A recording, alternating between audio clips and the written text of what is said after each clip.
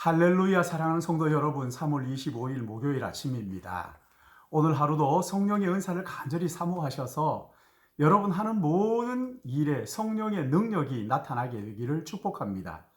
오늘 본문은 사도행전 1장 6절에서 11절 말씀인데, 예수님께서 제자들과 500여 성도들이 보는 앞에서 마지막으로 하늘로 올라가는 장면이지요. 그들이 모였을 때 예수께 여쭈어 이르되 주께서 이스라엘 나라를 회복하심이 이때니이까 하니, 이러시되 때와 기한은 시기는 아버지께서 자기의 권한에 두셨으니 너희가 알 바 아니요 오직 성령이 너희에게 임하시면 너희가 권능을 받고 예루살렘과 온 유대와 사마리아와 땅끝까지 이르러 내 증인이 되리라 하시니라. 이 말씀을 마치시고 그들이 보는 데 올려가시니 구름이 그를 가리어 보이지 않게 하더라. 올라가실 때 제자들이 자세히 하늘을 쳐다보고 있는데 흰 옷 입은 두 사람이 그들 곁에 서서 이르되 갈릴리 사람들아 어찌하여 서서 하늘을 쳐다보느냐. 너희 가운데서 하늘로 올려지신 이 예수는 하늘로 가심을 본 그대로 오시리라 하였느니라. 아멘. 오늘 6절 말씀을 보시면 그들이 모였을 때 예수님께 여쭈어 이르되 주께서 이스라엘 나라를 회복하심이 이때입니까? 5절에 보면 요한이 물로 세례를 베풀었으나 너희는 몇 날이 못되어 성령으로 세례를 받으리라고 말씀을 하시니까, 성령으로 세례를 받는다는 것을 하나님 나라의 회복, 그러니까 이스라엘 나라가 회복되는 것으로 이해를 했던 거예요. 제자들은 성령 세례가 무엇인지 정확하게 이해하지 못했던 거지요. 성경이 아무리 여러분 쉬워 보여도요, 성령께서 조명해 주시지 않으면 정확하게 깨닫는 것이 어려운 거예요. 3년 동안 주님과 함께 동행했던 제자들도 예수님 말씀을 듣고 지금 딴소리하고 있잖아요. 주님은 성령 세례를 말씀하시는데 제자들은 이스라엘 나라를 회복하심이 이때입니까? 이렇게 들었다는 거예요. 제자들의 관심은 하나님의 나라에 있는 것이 아니라 이스라엘 나라가 언제 회복되느냐 하는 거기에 있었다는 것이지. 사랑하는 여러분, 주님은 우리의 관심을 눈에 보이는 세상 나라가 아니라 보이지 않는 영원한 하나님의 나라, 거기에 두기를 원하시는 것이지. 그래서 먼저 아버지의 약속하신 것을 기다리라고 말씀을 하신 거예요. 주님은 승천하시기 전에 제자들을 다락방에 모아놓고 성령에 대해서 말씀을 하셨는데, 요한복음 14장 16절 말씀을 보시면 내가 아버지께 구하겠으니 그가 또 다른 보혜사를 너희에게 주사 영원토록 너희와 함께 있게 하시겠다고 말씀하셨어요. 그러면서 내가 떠나가는 것이 너희에게 유익이라. 내가 떠나가지 아니하면 보혜사가 너희에게로 오시지 아니할 것이요 가면 내가 그를 너희에게로 보내시겠다 약속을 하십니다. 성령이 와서 성령이 우리에게 오시면 죄에 대하여, 의에 대하여, 심판에 대하여 세상을 책망하실 것이라고 말씀을 하셨어요. 그리고 진리의 성령이 오시면 너희를 모든 진리 가운데로 인도하신다고 말씀을 하셨어요. 사랑하는 여러분, 성령이 오시면 우리의 영의 눈이 열려서 그리스도를 알고 믿고 구원을 얻게 되는 거예요. 성령이 깨닫게 해 주셔야 예수 그리스도 그분이 누구인지, 또 예수님의 십자가가 무엇을 의미하는지를 바르게 깨닫게 된다는 거예요. 성령이 깨닫게 해 주셔야 깨닫는 거란 말이에요. 성령이 오시면 예수가 누구신지를 깨닫고 믿고 그것뿐만 아니라 말할 수 없는 즐거움으로 기뻐하게 된다고 말씀하셨어요. 세상이 주는 기쁨과 다른 기쁨이 성령으로 말미암아 우리의 마음에 주어진다는 거예요. 성령이 우리 안에 계시면 죄가 싫어져요.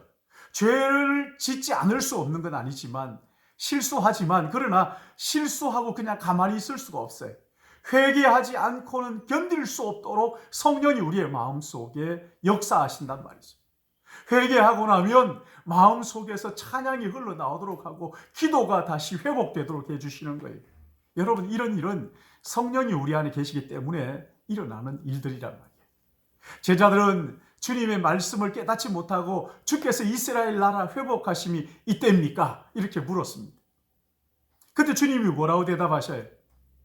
때와 기한은 아버지께서 자기의 권한에 두셨으니 너희가 알 바 아니요. 무슨 말씀이에요? 역사의 주권은 하나님 아버지께 있다는 거예요. 인간이 역사의 주인공이 아니라는 거예요.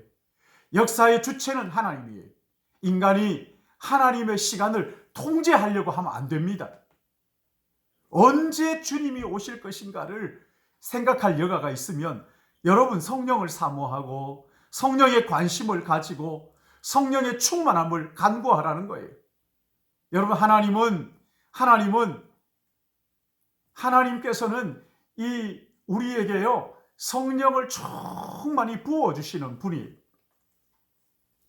하나님 실수가 없으신 분이잖아요. 가장 정확할 때 오시는 분이니까 주님이 오시는 문제는 주님께 맡기고 오늘 이 8절 말씀 보십시오. 무엇에 관심을 가지라고요? 오직 성령이 너희에게 임하시면 너희가 권능을 받고 예루살렘과 온 유대와 사마리아와 땅끝까지 이르러 내 증인이 될 것이다 말씀하십니다. 하나님 아버지께서 우리에게 주신 사명, 예수님이 우리에게 주신 사명을 기억하라는 것, 그리고 그 사명을 감당하기 위해서 성령을 구하라는 거예요. 우리가 관심을 가져야 할 것은 성령이에요. 성령을 사모하고 성령의 충만을 구하고 성령의 능력으로 하나님 주신 사명을 감당할 수 있도록 하라는 것이지. 여러분, 성령은 세례의 형식으로 우리에게 임하시는데, 여기 세례의 형식으로 우리에게 임하신다는 것은 무슨 말이냐면 성령의 시대가 있다는 거예요. 성령의 시대가 온다는 거예요. 여러분, 예수님께서 이 땅에 오셔서 예수님 이 땅에서 가르치시고 또 치유하시고 복음을 전파하시는 때가 있었던 것처럼 성령의 때가 온다는 겁니다. 얼마나 놀라운 말씀이에요. 성령이 우리 안에 오시면 성령과 하나님이 우리와 연합 하나가 되는 거예요.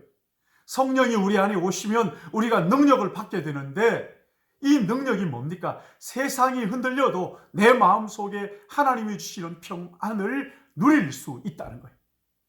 죄와 세상을 이기는 능력을 성령께서 주신다는 거예요. 원수까지도 사랑하는 능력을 성령께서 주신다는 거예요.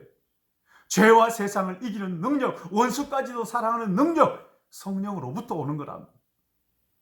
예수 그리스도의 십자가의 사건이 나와 무슨 상관이 있는지 성령이 오시면 깨닫게 하시는 거예요. 성령의 능력, 하늘로부터 오는 거예요. 여러분, 성도가 이 땅에 사는 동안 정말 우리에게 필요한 것은 주님이 언제 오시나, 또 하나님의 나라가 언제 임하나, 몇 월 며칠, 이게 중요한 것이 아니라 하나님의 나라의 일을 감당하기 위해서 성령의 능력을 힘입는 거예요. 성령이 내 안에 오셔야 하는 거예요. 그래서 늘 성령을 간구하고 사모하고 갈망하는 거예요. 성령 세례를 받아야 하나님의 사명을 감당하게 되고 증인의 삶을 살게 되기 때문에 그런 거예요. 여러분, 오순절 성령은 주님 오실 때까지 계속 역사하시는, 그 때가 계속 역사하실 거예요. 그러기에 여러분, 성령 충만을 날마다 사모하십시오. 그리하여 성령의 능력으로 말미암아 그리스도 예수의 증인된 삶을 사시기를 예수님의 이름으로 축복합니다. 기도하겠습니다. 사랑의 하나님 아버지, 예수 그리스도께서 2000년 전에 이 땅에 오신 것처럼 우리 주님 가시고 성령께서 이 땅에 오셔서 지금도 주님 다시 오시는 그때까지 성령이 역사의 주인이시고 성령이 우리와 연합하여 하나님이 누구신지, 예수가 누구신지, 죄에 대하여, 의에 대하여, 심판에 대하여 우리로 하여금 깨달아 알게 하시고 예수 그리스도를 알고 믿어 구원 얻도록 인도하여 주시니 감사합니다. 주님, 오늘도 저희들의 능력으로 살지 않게 하시고 내 실력 가지고 살지 않게 하시고 성령의 능력을 간구하고 사모하오니 아버지 하나님, 성령의 충만함을 허락하여 주셔서 오늘 하루도 내 힘으로 사는 것이 아니고 성령의 능력으로 하나님 우리를 부르신 부르심에 합당한 삶을, 우리의 삶의 자리가 어디에서든지 어떤 일을 하든지 그 일을 감당하며 하나님 맡겨주신 이 사명을 다 감당하는 우리 신일교회 믿음의 가족들 되게 축복하여 주시옵소서. 삶의 정황, 삶의 자리가 어디에서든지 우리 하나님 주님과 연합하고 성령의 능력으로 원수까지도 사랑함으로 이 땅에 하나님의 나라를 심는 저희들 되도록 성령이여 은혜 베풀어 주시옵소서. 감사드리며 거룩하신 구주 예수님의 이름으로 기도드립니다. 아멘.